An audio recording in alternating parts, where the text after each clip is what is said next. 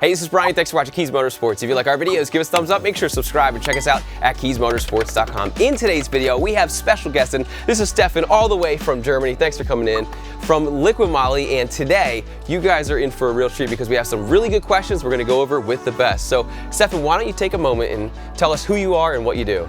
Yeah, actually, my name is correct, Steffan, from Liqui Moly's technical department in Germany, Liqui Moly's R&D.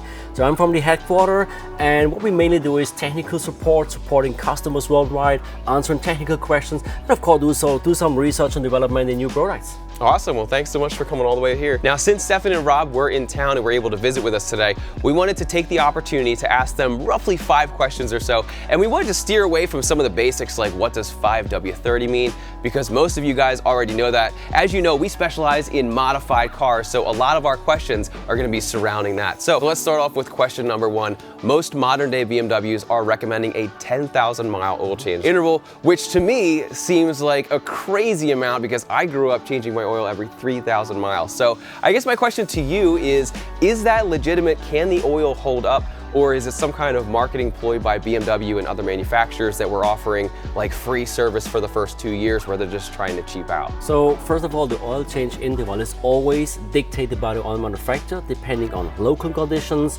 and operating conditions. For example, in Central Europe, they require an even longer oil service interval than here in the US because of operating conditions, fuel conditions, and so on. So, and it's all valid only for a stock, not touched engine, using, and that's the most important point, using the right spec motor oil. It has to be approved for your engine, and then you can reach the maximum length of the given oil service interval without having a fear of getting excessive wear and tear.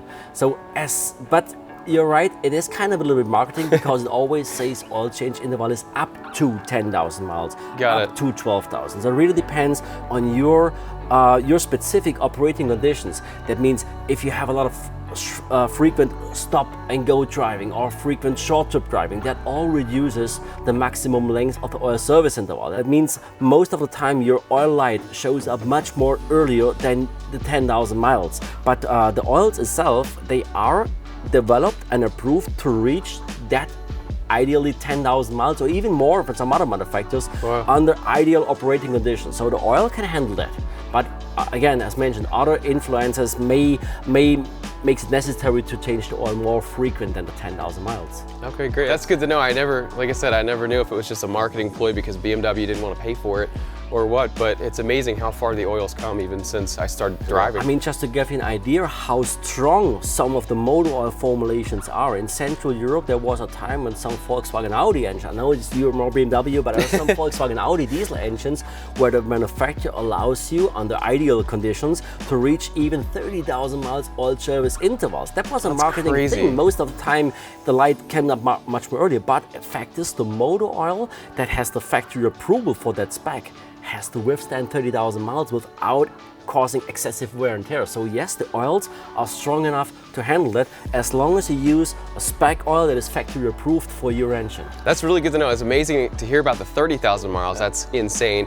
I mean, if I'm being honest, I change mine about every 5,000 miles. So it lets me be a little bit more comfortable if I go a little bit over my my normal there. So for question number 2, speaking about BMW oils, can you tell us what are some of the requirements for BMW oils, or more specifically, if we're at the auto parts store or wherever, what should we be looking for in our oil? I know you go to Advanced Auto, there's 100 different kinds, and your car might take a 5W30, but out of all the different ones, how do you know which one to pick? First thing you have to look on is into your owner's manual guide, because your owner's manual tells you exactly what performance level your engine requires. For example, BMW performance level could be BMW Long Life 01 or BMW Long Life 17 FE. So that is a clear definition of the oil's performance it has to have. So beside the viscosity, that is the first thing you should know. There are also some online helpers, like on Liqui Moly's website, there is an oil guide. You just type in make, model, year, and it shows you exactly the fluids that all meet the specs for your particular vehicle. So this is the thing you have to look on. So, and it's typically written on the oil's label what specification or certification this oil has, and then you know if this is the right one for your ride or not. That's good to know. Now, I know we talked about LL01 and whatnot. A question that we get a lot is, there's different Liqui Molys and whatnot. What are the differences between BMW's formula or maybe Volkswagen's, Mercedes? I guess, how close are they? Are they pretty close, or is it pretty far apart? It's hard to say. Some of them are pretty close. That's why we, for example, offer some oils that cover BMW spec, Mercedes spec, Volkswagen Audi spec, but also we have specialties which the formulation only covers one particular spec, because that spec maybe is too far away from an oil of the same viscosity but for another brand. You know, you have to see today's motor oils. They not only have to guarantee lubrication for the engine, they also have to make sure that the engine has the right oil pressure, for example, for the Wagner system, for example. So definite oil pressure or accurate oil pressure, as well as all the exhaust after treatment systems. It depends on the formulation of the motor oil. So today it's not only the spec for the engine, it's also catalytic converters or gasoline particle filters, which is already common in Europe, and they all can only survive if you use the right motor oil formulation. Now on that, if someone was to use the wrong oil, so say they go to their local auto parts and they use an oil that's not approved by BMW, can that void their warranty if their car takes 5W30 and it's just not BMW approved? Definitely.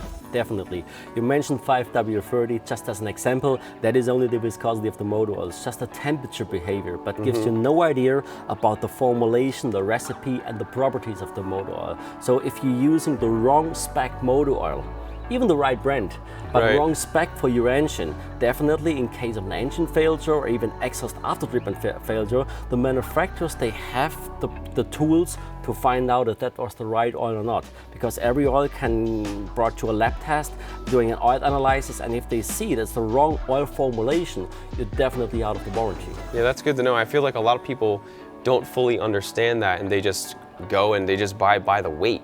And you know, still that is very often the case. But today, as I mentioned already, looking on the spec is the most important thing when choosing the motor oil, gear oil, power steering fluid, or ATF fluid for your particular ride.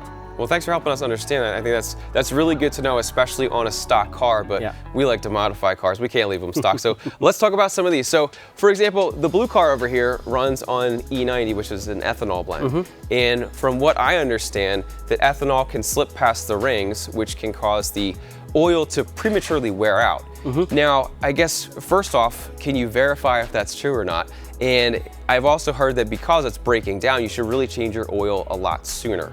So is that something you can elaborate on? That is absolutely correct. So it doesn't matter if you have high ethanol fuel or standard fuel, there is always some unburned fuel left in the combustion chamber which may pass the piston ring, and then it thins the oil. So it thins out the oil, and it may the additive package of the oil may be separate, building acids, sludge, all the things if it's too much. So that's what I mentioned in regards of the maximum oil service interval. Frequent stop and go, for example, may cause more unburned fuel coming to the oil that shortens the oil service interval.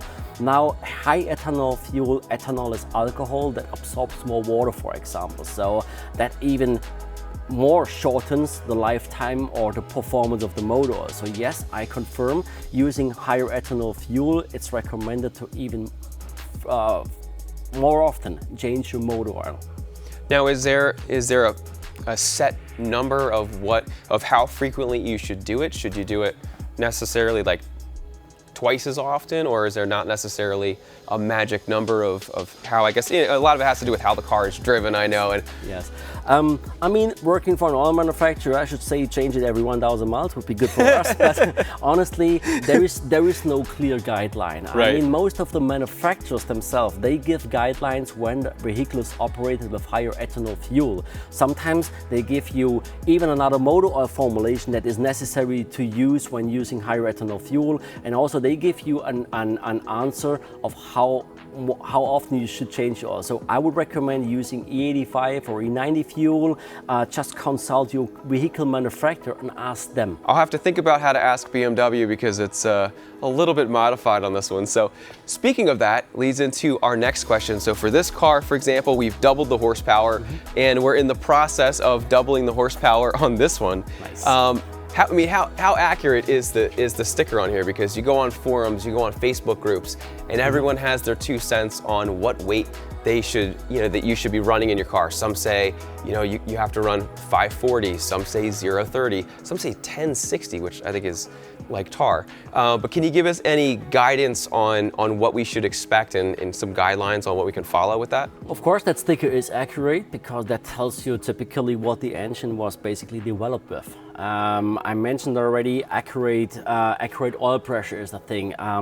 Treating the exhaust emission system, oil consumption keeping as low as possible.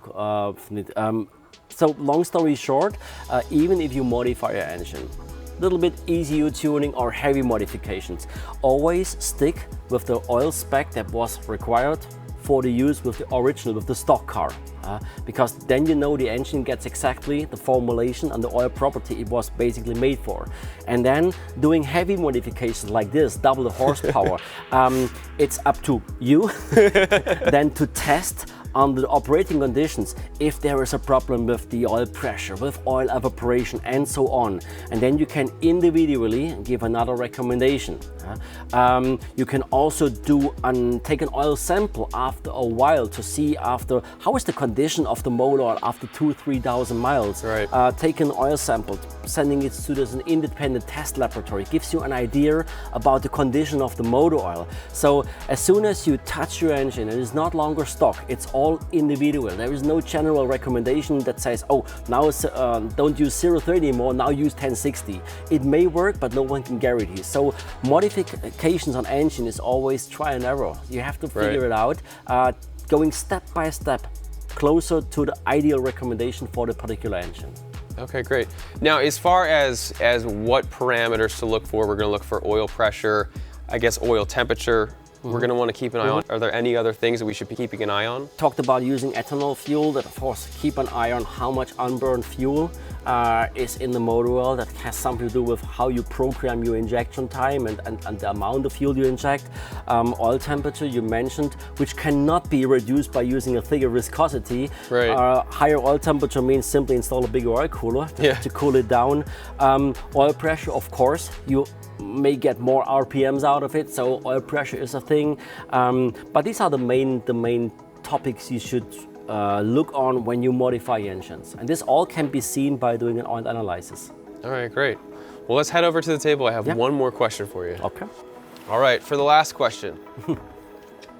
This is 0W20. And this is iced tea. Is that just green tea? Yeah, it's organic green tea. In all seriousness though, I mean, especially growing up on nothing lower than 530, this oil is so thin. And just when you pour it out of there, it's amazing. I remember the first time I did an oil change on my wife's X7. I was pouring it in, I was like, oh my gosh, this just looks like literally iced tea. Can you talk about some of the new oils and why, we have like an M340i over here, which has the B58, which requires a 0W20. Is that sufficient? I know a lot of guys, they're having a really hard time going to a 020. They want to do a minimum 530, but can you talk about why we want to go to a 020? The thing is why manufacturers require nowadays ultra low viscosity motor oils for the modern engine design is two things. First of all, fuel economy. The thinner the oil, the better is the fuel economy. And the second thing, which is very important, and today's modern engine designs, the clearances are extremely tight. Right. So using a too thick motor oil may provide you a nice high oil pressure, but it is too thick to go in between all these moving parts. For example, after cold start, not quick enough, or even the oil pressure then is out of the given range. All these modern engines need to be in. So that's why low viscosity motor oils are necessary for today's modern engine designs. And keep in mind, the viscosity itself is just how thick, how thin is the oil. It does not say thicker oil is better engine protection. On today's modern motor oils, and trust me, 020 is thin, but there are some Asian manufacturers require 0.16 already. The next step is 0.12, and the next step above that is 0.8. Wow. So the oils will still get thinner and thinner in the future. That's all because extremely tight clearances, which make modern engines so efficient, and therefore you need thinner fluids. But I want to say is the viscosity or the oil itself today in today's formulations, that is just the carrying medium for all the chemicals in here, which is called the additive package. So the only thing the oil has to do is bring the chemicals as soon as possible to the point where they have to do their job. Right. So don't be worried about using a 0.20 in your 2021 BMW. The engine was particularly developed and tested to be operated with such a fluid. The important thing is the ingredients, not the viscosity. So the spec dictates viscosity. You mentioned about this BMW here. They require BMW Long Life 17 FE spec. That automatically means only 0.20. Right. So even after we modify, it's still a really good idea to just stick with that 0.20. As mentioned, stick with the 0.20 with the right spec, BMW approved. And then if you modify it or you just simply want to even add extra engine protection, we from Liqui Moly have developed in particular motor oil additives for that purpose. That when you modify your engine to add extra protection, but even also for your daily driver, just to extend the lifetime and reduce wear in your engine. Okay, that's great to know. Now, as far as the additives, are there any that you recommend? Of course, as far as additives, we from Liqui Moly, we have actually more than one additive that reduces friction wear in your engine. I'm well prepared. It all started in 1957 with Liqui Moly's MOS2 anti-friction engine treatment, and that is actually a carrying fluid with a solid lubricant in it. MOS2 molybdenum disulfide. So this is in particular ideal suited for older engine designs. You can even use this in your 1970, 1980 BMW or muscle car, whatever. This is perfectly for older engine designs with much wider clearances. Right. The next step in development for more modern engines operated with low viscosity motor oils with increased oil service intervals, that is our Ceratec. Ceratec is a combination that combines the benefit of a solid lubricant, in this case we use ceramic particles, and a chemical friction modifier. So that is ideal for your modern engine, or if it's stock, or you modify it. Use a spec oil, but add the extra protection to it because you modified a little bit. Right. So this is why we offer two products, older engine generations, modern engine generations. Excellent. Yeah. All right, I just thought of another question, and I kind of already know the answer, but I still want to get your take on it. So when you go to Napa, you go to Advanced Auto, you go to Walmart, you see oils that say, you know, recommended for 75,000 miles and up, recommended for 100,000 miles and up, 1,000,000 miles and up. So is it a marketing ploy? It is more or less marketing, all these high mileage motor oil formulations. Of course, in the past, that means 25 years ago or even further, high mileage, people just switch to a higher viscosity motor oil to keep the oil consumption under control. But as mentioned, for today's engine, there is a specification, and the specification dictates the viscosity. So you cannot just say, I'm now using a 1040, not longer 530, just because I reached 80,000 miles. Right. Follow the spec, and if you have problems with increased oil consumption, make sure there is no deposits at the piston rings on, or use kind of motor oil saver or a Visco Plus for oil additives that are designed to reduce the oil consumption or to optimize the oil consumption. But always stick with the motor oil spec that is required for your engine. Right. Now, you mentioned about deposits and whatnot, and I know that you guys also have one other product that we want to talk about today. Yeah. But I know for me, this would have come in handy if I would have used it properly, but I had an issue with my injector with gunk buildup, and then the injector failed over time. And I know that that's a common problem with these direct injected engines. So do you want to tell us a little bit about how we can prevent issues with that?